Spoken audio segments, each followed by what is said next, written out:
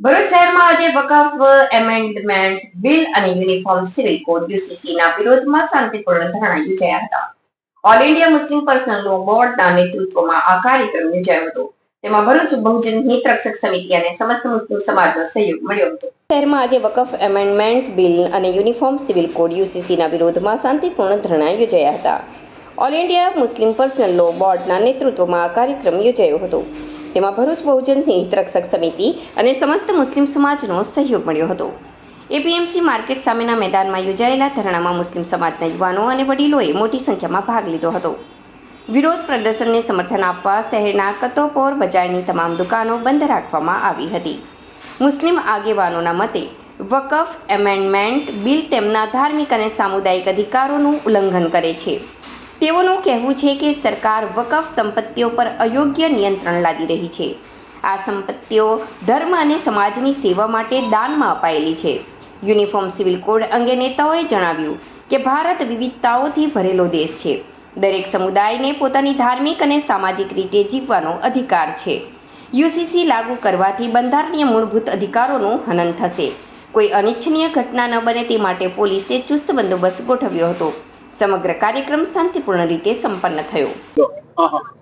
આજ રોજ તારીખ 22/4/2025 ને મંગળવારના રોજ સમગ્ર ભરૂચ જિલ્લાના મુસ્લિમો સિફા ખાતર all India Muslim personal law બોર્ડના નેજા હેઠળ વકફ એમેન્ડમેન્ટ બિલ અને યુસીસીના બિલના વિરોધના અંદર સમગ્ર ભરૂચ જિલ્લો મુસ્લિમ અહીં ભેગા થઈ આ બિલનો સખત વિરોધ કરે છે.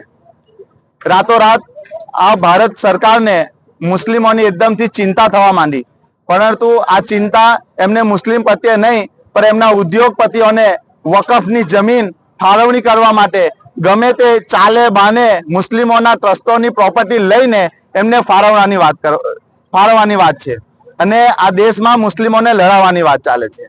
આ લોકોએ હંમેશા દંગા ફસાદ કરીને તેમની રાજનીતિ કરી છે. અમિત શાહ જેવા ગૃહમંત્રી પાર્લામેન્ટમાં ઉભા રહીને મુસ્લિમ મહિલાઓને અને મુસ્લિમ ગરીબોની ચિંતા કરે છે.